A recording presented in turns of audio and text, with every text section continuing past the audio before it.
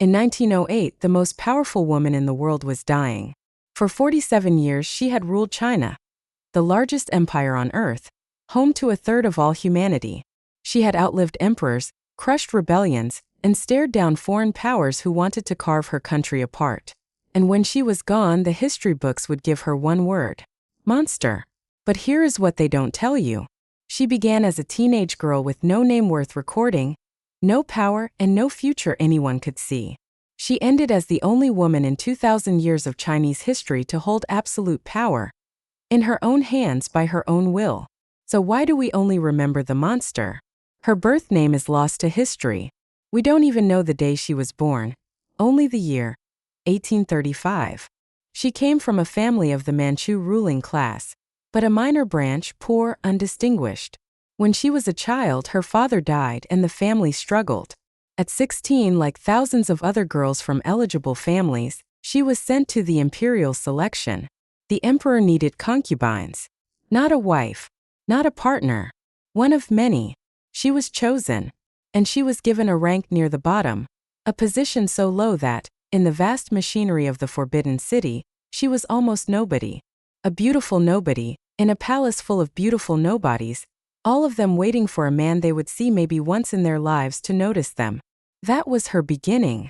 Not a princess, not a strategist, not a dragon lady of legend, just a girl in a gold cage with a face and a voice and nothing else. Then something happened that changed everything. The Emperor Xianfeng noticed her. She became pregnant. And in 1856 she gave birth to a son. In a system where power passed from father to son, the mother of the emperor's only surviving male heir was not nobody. She was the one person the entire imperial bloodline depended on. But the empire around her was collapsing. While she was having a baby inside the Forbidden City, the outside world was breaking down the gates. In 1860, British and French forces burned the old summer palace. The emperor fled the capital in humiliation and died soon after, far from home. He left behind a 5-year-old boy, her son, and a regency of 8 senior male ministers to guide him. By every rule of the system, Cixi should have faded into the background. A widow, a mother, a woman, silent. Instead, she made the most dangerous decision of her life. In 1861, weeks after the emperor's death, Cixi moved. She allied with a male relative, Prince Gong, a skilled statesman, and together they arrested the 8 regents her husband had appointed. Some were executed, some were exiled. Just like that, the men who were supposed to rule in her son's name were gone. And Cixi became the real power in the empire. But here is the detail that tells you everything about the world she lived in. She did not sit on the throne. She could not. A woman could not be seen ruling. So she ruled from behind a silk screen. Literally. During court audiences, she sat behind a yellow curtain, and the officials addressed the empty throne, while she spoke the words that moved armies and treasuries. Think about what that means.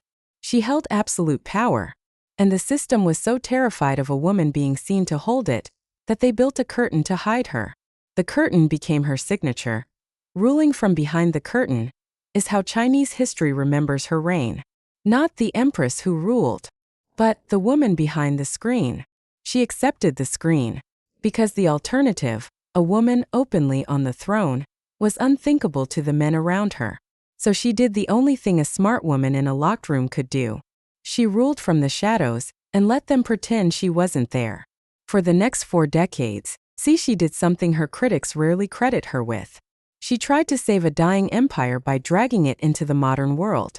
She backed the first railways in China, the first telegraph lines, a modern postal system. She reformed the military, bought modern weapons, built naval academies. She founded schools that taught science, not just Confucian classics. She sent Chinese students abroad, to America, to Europe, to learn what the West knew. When officials debated whether foot binding should be banned, she leaned toward ending it. When foreign women visited the court after the Boxer crisis, she received them herself, charming them, reshaping her own image in their eyes. In 1900, a French newspaper caricatured her as a backwards dragon. By 1904, she was sending a framed photographic portrait of herself to the President of the United States, Theodore Roosevelt, as a gesture of friendship between nations.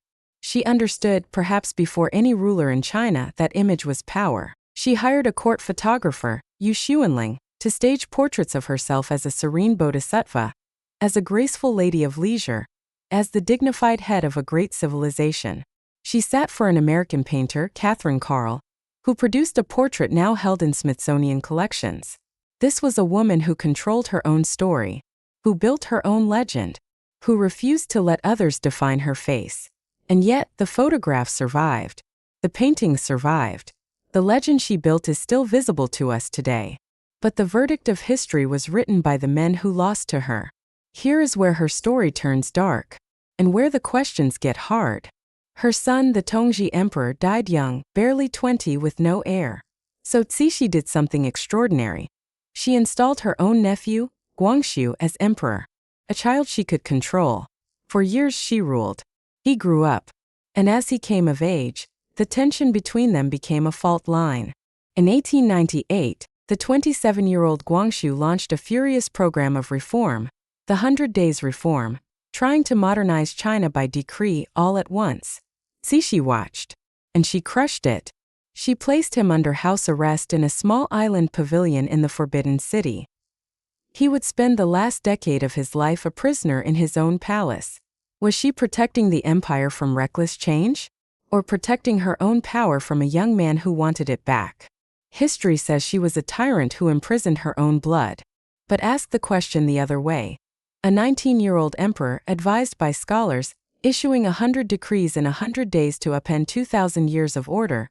Was that courage, or was that a coup waiting to happen? We don't know what she feared. We only know what she did. And what she did was hold on. In 1900, the empire caught fire. A violent anti-foreign movement, the Boxers, swept through northern China, attacking foreigners and Chinese Christians. The great powers sent an international army to punish Beijing. Cixi, now in her 60s, made a catastrophic choice. She backed the Boxers. The foreign army marched on the capital, and the most powerful woman in the world became a fugitive.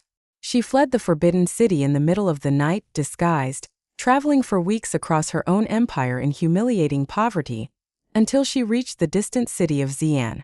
When she returned, it was on the terms of foreign powers. China paid a crushing indemnity, the equivalent of billions today, and the empire never recovered its dignity. This is the moment her critics point to. The woman who lost China. But pause. Who lost China? The Opium Wars, when foreign guns forced poison into the country, happened under emperors, decades before she held power. The unequal treaties, the lost territories, the humiliations, those were inherited, not created, by her. She inherited a corpse of an empire and kept it breathing for 47 years. Was she a failure? Or was she the only thing standing between China and total collapse? And then, the ending that historians still argue about. In November 1908, Cixi fell ill. So strangely did the Emperor Guangxu, her prisoner nephew. Within a single day, both were dead. Cixi died first, or so the official story goes. Guangxu followed suddenly hours later. For a century, a rumor lived in the shadows that she, knowing she was dying, had ordered him poisoned, so that a young reformer would not outlive her and undo everything. For a century, no one could prove it.